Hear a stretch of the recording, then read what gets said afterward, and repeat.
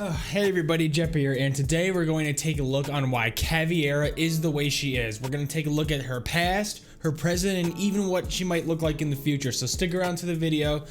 It's pretty sad sometimes. Her childhood was really rough. So no crying this episode. We're just gonna get right into this. Before we get into her history, make sure to follow me on all my platforms, Insta, Twitch, and subscribe here on YouTube. Also, join the Discord server. We have a bunch of people over there who always are playing games together and sharing memes and stuff. So it's really awesome. Link for the Discord server will be in the description. And then also I wanted to apologize on the wait for this upload. It's been like about a week and a half since I last uploaded, and we're not gonna do that anymore, okay? We're gonna do at least weekly uploads here for Sir Jeppy. No more of this week and a half stuff. Oh man, I just set a really big standard. All right, I gotta do it now. I gotta do it. Can't back out. So Caveira's real name is Tiana Pereira, and she was born to a family of 6 older brothers on October 15th, 1989. That's making her 30 years old as of today. So Caveira's life starts off pretty rough, probably worse than any other of the operators I've done in my other operator lore videos. I think her childhood is probably the worst. I mean, already she has 6 older brothers. Like that's a lot, but that's not the worst thing. So her father died while Caveira's mom was pregnant with her. Now that would obviously have a very huge negative impact on anybody's family,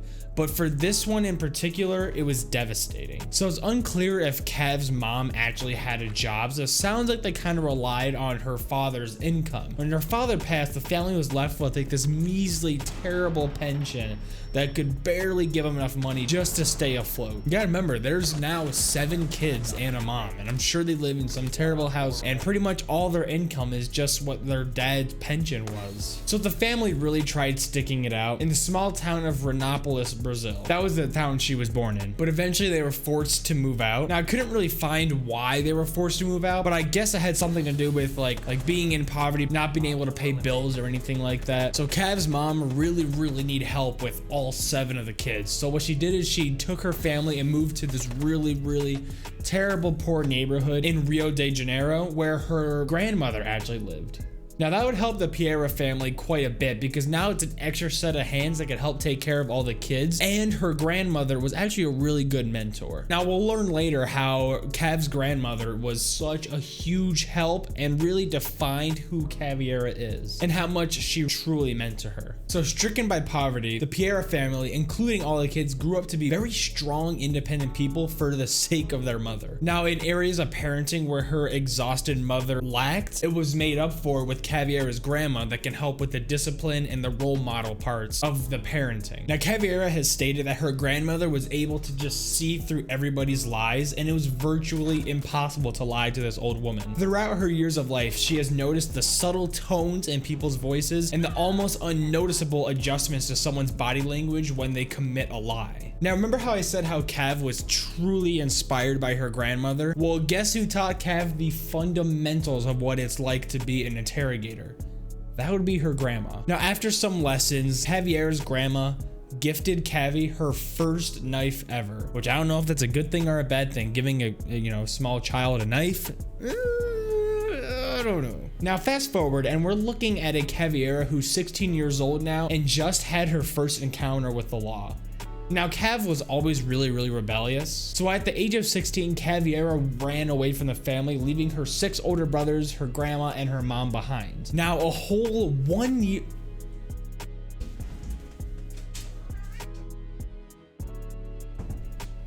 Now a whole 1 year later, Cav was arrested from law enforcement miles away from her house after charges of armed robbery. Now it sounds like to me that over that past year of her being away from home and practically on the streets, she got really good at being a criminal. Now with her grandma's early teachings of interrogation, how to detect lies, how to be a liar, and then also what she learned about being on the streets, it turns out that she had a lot of potential in this field. So the judge that Caveira was assigned to from her armed robbery charges, he saw the potential in Cavi, and instead of throwing her in a life of prison or how long her sentence would have been, he gave her the option of a social educational reform and being assigned to a juvenile reformatory where she would eventually join the Policia Militares BOP as an informant. Now Caveira accepted the position and underwent the training to become a master in the arts of interrogation. Now in real life, the BOP are actually like really crazy when it comes to their interrogating methods.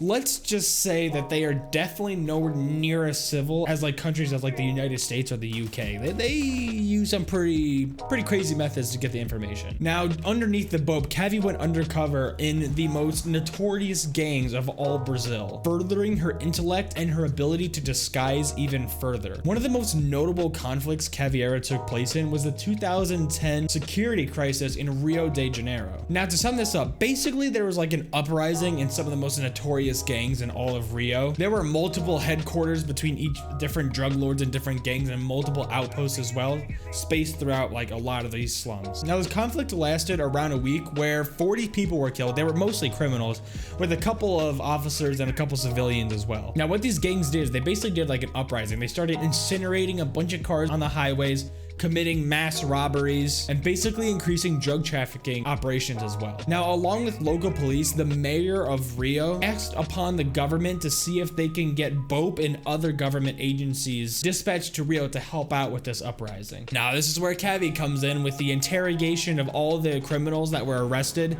leading to more and more people being arrested and eventually people getting killed if they resisted. So with Caveira's interrogation tactics, this conflict actually lasted about only a week, where it could have possibly gone on much longer. And even to this day, in 2020, there's still a strong police and military force in the Complexo do Alamo, which is like the largest sum in all of the city.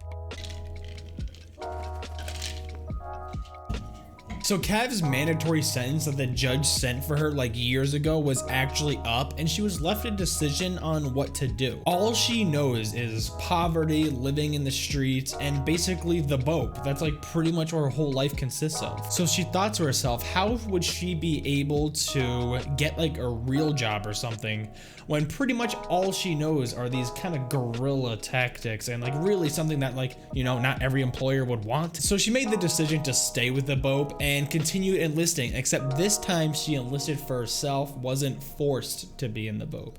Now, this is where she spent most of her time training new cadets, improving training tactics, and reforming protocols and procedures. Now, somehow Team Rainbow found out of Cavi's notorious tactics in the 2010 security crisis in Rio, and that caught their eyes, so they eventually invited her to join Team Rainbow and submit to an interview for Harry. She formally accepted the interview and became a member of Team Rainbow in 2016. So during the interview with Harry, which is the director of Team Rainbow, it was discussed between Cavi and Harry how she has had multiple successes of breaking down even the toughest criminals with her interrogation tactics, but never actually received like any award for her efforts due to her rebellious nature. Now, Harry questioned Cavi on why she would stay with the BOPE even though her sentence had ended. Now, she responded with earlier in her sentence and with the BOPE, it was like a way to get out. This is how you got the freedom, by joining the BOPE. Now, throughout her time there, it transitioned into a lifestyle where she couldn't really see herself doing anything else. So Harry notices that due to Cavi's childhood, it was really hard to be noticed and heard amongst her 6 older brothers.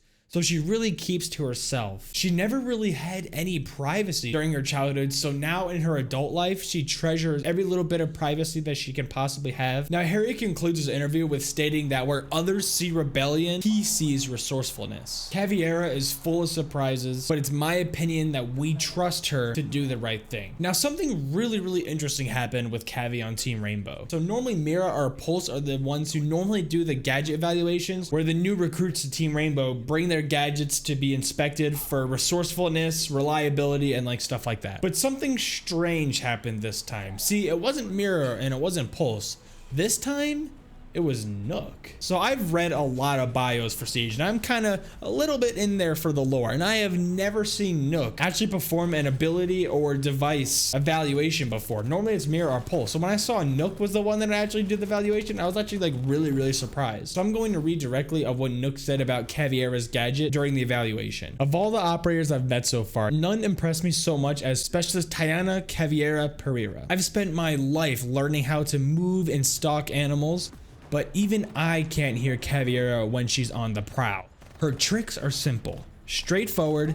She plots her path instantly. Her stride heel to toe and low to the ground. Her combat boots are specially made and fitted in a way that lets her shift her weight around. All that together would make for a quiet operator, but what makes her silent is talent and survival. Few hunters experience fear and danger the way she has.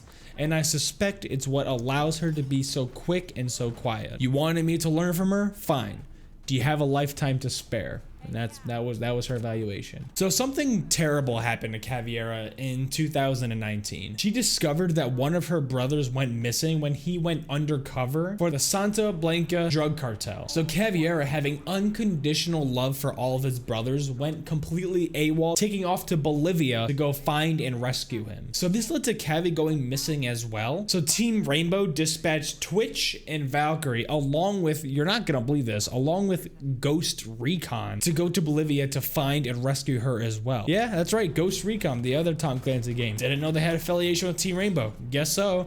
I'm just gonna roll with it. Now, Twitch, Valkyrie, and Ghost Recon conducted Operation Archangel to save Cavi and her brother. Now, the mission was a success, but for some reason, Valkyrie and Caveira have like a deep hatred for each other. Tensions rise, and for whatever reason, I couldn't find out why, but for whatever reason, they like really don't like each other. Now, someone that actually gets along very well with Cavi is, believe it or not, Ash. Now, it says that they are found playing Hunter all the time, where Cavi will be sneaking up on Ash, and Ash will be doing everything she can to get away from her, and I guess it's a fun game, hunting each other.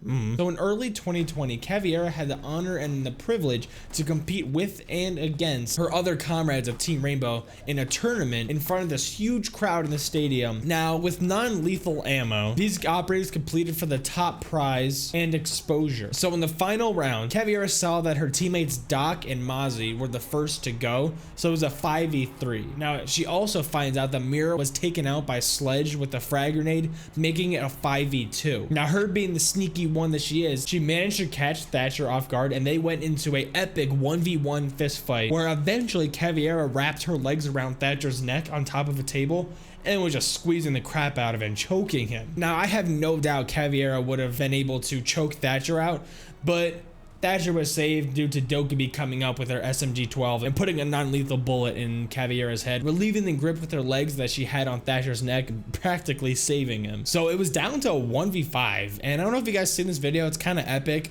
Pulse manages to bring it back to a 1v1, kind of crazy, but eventually loses to his girlfriend, Habana. Now, Cavi was seen to be very upset when the loss happened, saying there's never going to be another chance. But eventually, she came to terms with it and went back out on the stage, showing her compassion and her love for her team. Now, she concludes the competition by responding to the question, will you be here next year? And she said, absolutely, I will be here. Well, that's all I got for you guys. Let me know if you liked the video. And if you're surprised Caveira had such a rough childhood, or are you surprised that she was just so good at interrogating the worst of the worst criminals to get that information? You can share all that by leaving a comment down below. Also, make sure to follow me on all my platforms, Insta, Twitch. My Instagram is almost hitting 3,000 followers. Once we hit 3,000 followers, I'm going to do a giveaway, and I want to incorporate like a hot wings challenge in there too. I always thought that'd be kind of fun. So if you guys have any ideas on how I could incorporate a giveaway and like a hot wings challenge in the same thing, let me know. Maybe I could do something where like if everyone thinks I could do the challenge and I actually do it, then those are the people I do the pick the giveaway out of. Or if I fail the challenge and all the people who voted that I would fail, those are the people I pick the giveaway for. I don't know. Just let me know how you would run a giveaway and a hot wings challenge at the same time. Also, don't forget to join the Discord server. It's like really epic right now. I got someone making a bunch of emojis for me. I'm trying to get some bots in there, and I'm trying to make it look professional. Also, don't forget to like and subscribe with notifications so you don't ever miss a Sir Jeppy video. Okay, so with all that being said, Jeppy out.